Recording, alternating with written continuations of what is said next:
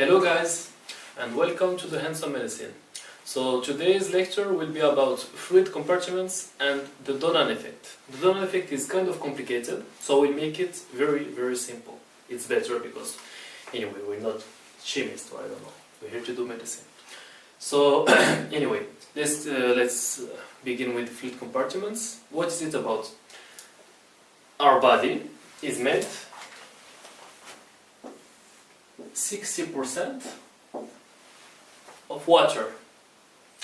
So, our total body weight, for example, it will be a 75 kilogram man.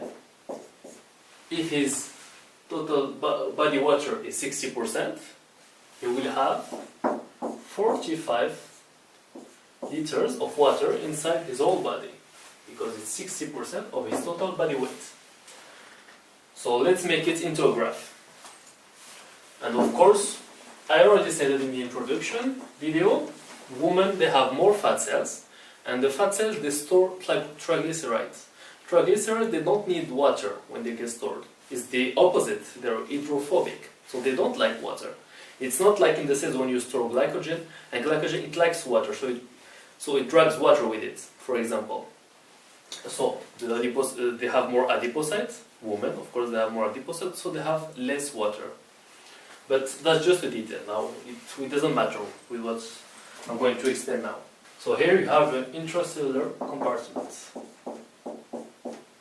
Here you have the interstitium. What is the interstitium? Like you have a tissue, for example, let's say muscle. You have the capillaries that go to give the nutrients and the oxygen. And here you are in the interstitium. It's the space between the capillaries and the cell itself. In this interstitium, we say it's amorphic. What does it mean? It means that it doesn't have a lot of cells. It just has like some fibroblasts, for example, that makes collagen. And you have spaces between it where the water goes and nutrients or oxygen, etc. But anyway, I will go into the details when I will talk about something else. Like when I will talk about the lymphatic tissues and the edemas and those kind of subjects. Now, it's not the point. So the intracellular fluid, the interstitium, and the capillaries. 2/3 of the total water is intracellular, which means that 30 liters is inside the cells. 2/3 of 45 is 30. I know we're in medicine and you don't know that, but I think you can do that. All what's left, 1/3, which means like 15 liters, is in the extracellular compartment, which means it's the interstitium plus the capillaries. Extracellular compartment. And 3/4 of this 1/3 is in the interstitium, and 1/3 is in the capillaries. 1/4, excuse me, is in the capillaries. So you have 11 liters of water in the interstitium and 4 liters of water in the capillaries. So you have 30 liters, 11 liters, 4 liters. But something that is very important is that they're all isoosmolar or isotonic, or I talked about it already. Means here you have an osmolarity of 290 milliosmol per liter intracellularly. In the interstitium is same shit. 290 milliosmol, sorry. Not osmol, milliosmol. And in the plasma osmolarity, I talked about this, I made like 20-minute video about that. How much is it? It's the same. 290. Here it's very permeable. You have like the endothelial cells. I draw it like this. It's ugly. And between it you have this cleft. Like here. That's the cleft I'm talking about. Here there is like water pores, and where the electrolytes and the water, they can go freely from here. Water, sodium, potassium, calcium, water, they can go freely there. But there is a big problem. The proteins, albumin for example, it's a transport protein. It's very important in our body. It's made by the liver, by the way. Albumin, it's too big for this. It's like this weight.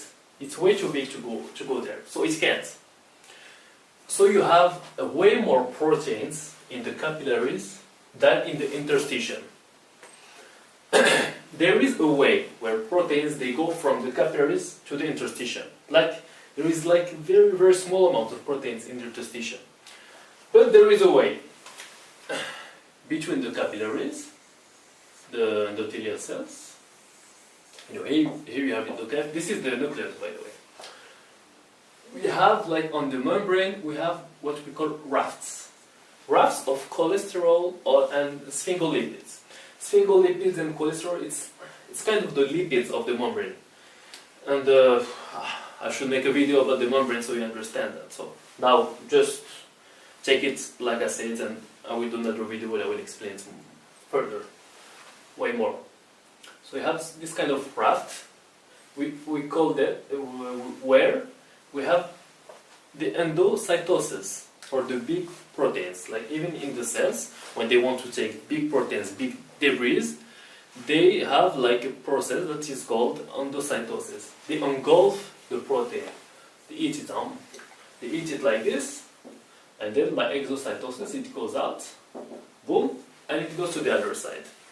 And here it's thought, it's not proved yet, but there is a lot of theories about that we have a protein that is called caveolin. And this caveolin, it takes this raft of single lipid and cholesterol, it engulfs these proteins, and they go to the other side. That's how you find protein there. Anyway, that's just a detail. It's not the most important stuff, but I thought you would like to know it.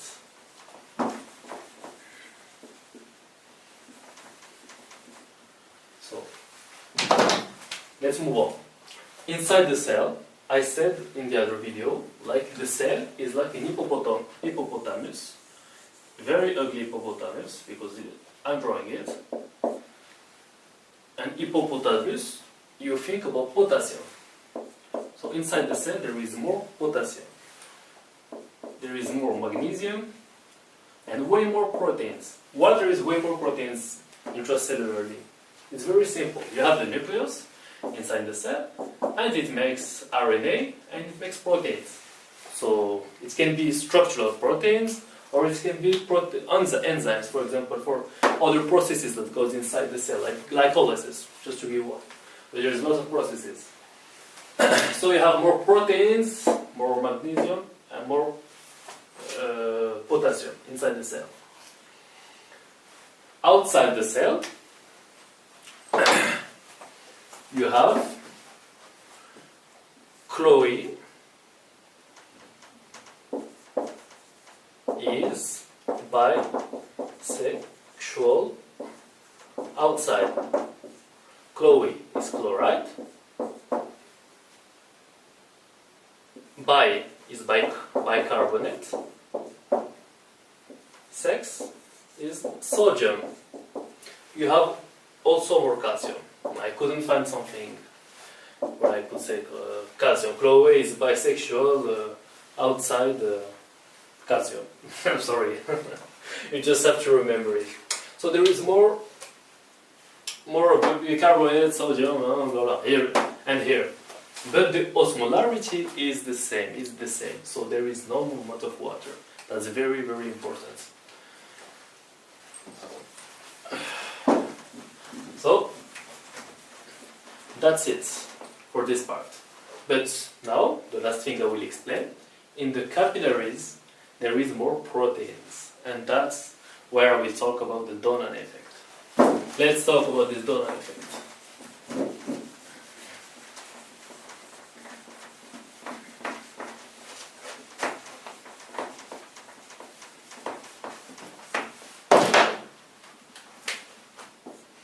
Donnan effect.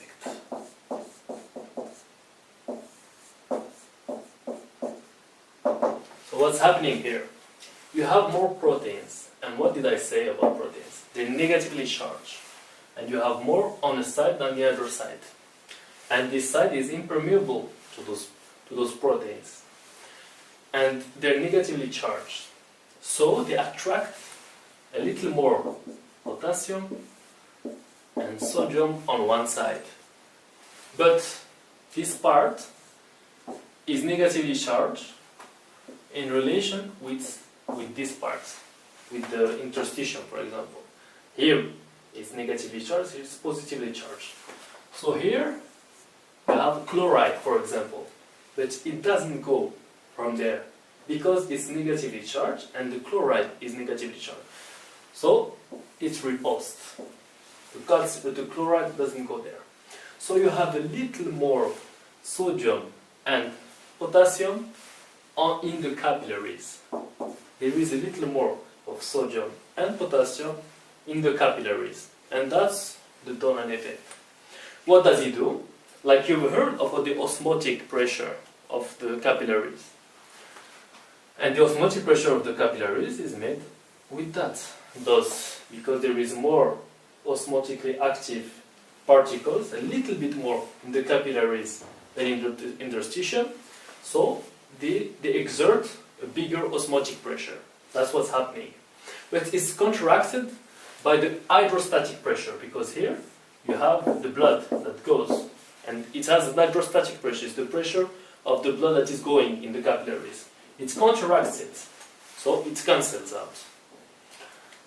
So that was important. Now, the last part of this video.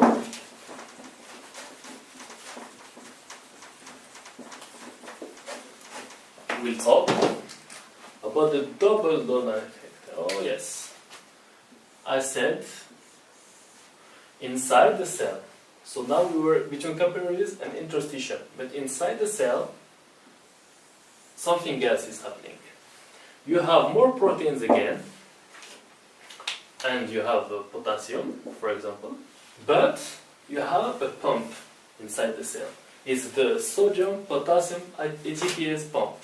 It means that it uses ATP, so energy, because the bond between the phosphate is high energy, and it expels 3 sodium, and there are 2 potassiums that comes inside the cells. We say it's electrogenic. It means because you lose more positively charged ion that you gain. So it will be negatively charged, and here it will be positively charged. You will ask me, what about the donnan effect? I just talked about it, and why now I'm talking about the double donnan effect? Well, it's quite simple. The sodium is impermeable through this membrane, and the proteins are impermeable too. So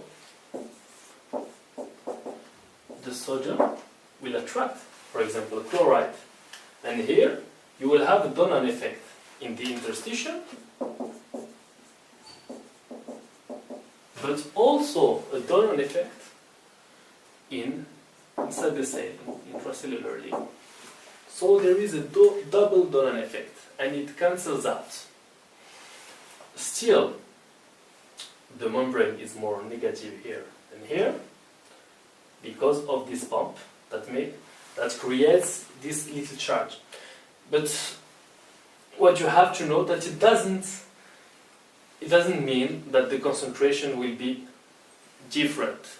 Like it doesn't change the total concentration. Like let's say this cell is very big.